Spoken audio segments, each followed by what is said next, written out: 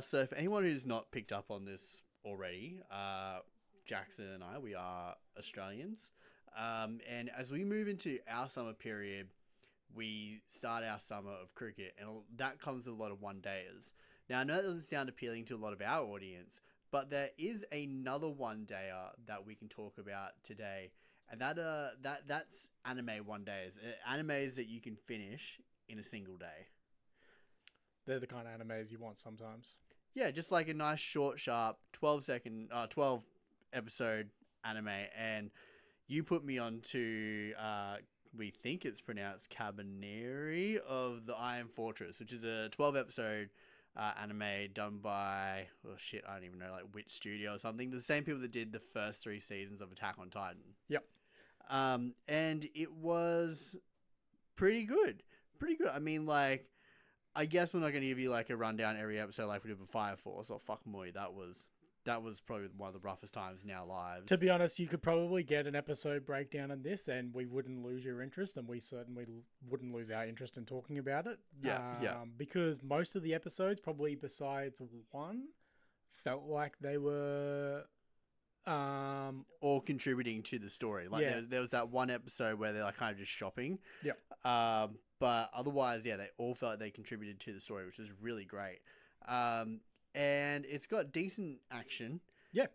Pretty good animation. Yep. Like they definitely they're guilty of being lazy and having like stills that they like pan over whilst like doing a voiceover or whatever. But for the most part, it's a decent story. Yeah. And I mean, you probably can't blame animators for doing that at times, because when you put a lot of effort into your action scenes, you probably can lose a bit in stuff that doesn't really matter. And that's probably like the most important thing, right? It's like you buy time by making some things just a little lazy so that you can put more effort and energy into things that are really important, like the fight sequences and that sort of thing. Yeah, which again, we're not talking about Fire Force in this instance, but they don't put any effort into most things, whether it's action or stills. Yeah, exactly. But yeah, you can definitely tell that this was the same studio that did the first 3 seasons of Fire Force. Attack on Titan. Sorry. God, it was not Fire Force. Attack on Titan. It was good. Yeah. So my apologies. But yeah, you can, because the animation's really high quality. And like you said, the story is actually quite good. Yeah, actually, we should probably give people a rundown of the story for anyone who's thinking about watching it. Yeah. You run it down. Yeah, I guess it's post-apocalyptic sort of setting. It's kind of like, I guess we're looking at a mixture of The Walking Dead crossbred with Thomas the Tank Engine, crossed with something like Rurouni Kenshin, because there's samurai in it. But essentially, there are the Kabaneri, which they are Like kind of like superpowered zombies? zombies. Yeah. So really hard to kill, because essentially their heart becomes encased in sort of like a steel cage. They're really hard to kill, and everyone in this world now moves everywhere in essentially a metal bullet train. Yeah, that was one part that I didn't really quite get. Like, they're all in these like fortified towns, and they travel from town to town in these big bullet train things, like you say. Yep. But also, why not just like stay in your fortified town? But anyways, I get that they need to go into the trains for a story to happen. Yeah. But essentially, once an outbreak happens in a town or a city, you pretty much just fucking forget about that shit, pack up your train, and because it spreads just so quickly, like from person to person to person. Yeah, and it's, I guess, I can't even remember the main character's name, but I literally, when I was watching it today, I was like, make sure I remember this name, so that way when bring it up in the pod, I'll remember it. Nah, forgot. I'm gonna say his name starts with an I, but anyway, he essentially gets bitten by a Kabaneri, and then he figures out, and I did say this to you when we were watching it earlier, that he might be a secret BDSM freak or something like that. Yeah, because he had that choke off the virus from my brain gear set up way too quickly. Yeah, so he essentially puts on a collar and then stops the virus from spreading to his brain. It's like held within the bottom part of his body. So now he's become what is known as a Kabaneri. So he has like the power of a Kabane, but not the Like the mind and soul of a human. yeah, but he doesn't want to eat people. He still has to drink blood, but he just doesn't want to eat people all the time. Interestingly enough, the Kabane, if you had some sort of like good technical skill in your life, when you become a Kabane, you remember it. So if you were good with swords, fuck me, you're still good with swords when you're a mindless zombie. Yeah, and I wonder if that like extended to people who were good at like mundane things like hanging pictures. Like, are there Kabane out there who are just like furiously hanging photos that are square and well placed apart? Yeah, honestly, we obviously don't get to see a lot of those Kabane where they've got those useless skills. And maybe when the cities were sacked, they were just in everyone's houses now You're putting just up squaring pictures. up all their pictures. But yeah, it's quite a good story. Probably the only disappointing part with the story is the ending. Yeah, it didn't feel like there was much like resolution, and it also felt the ending, because the ending kind of is just in one episode. Yep.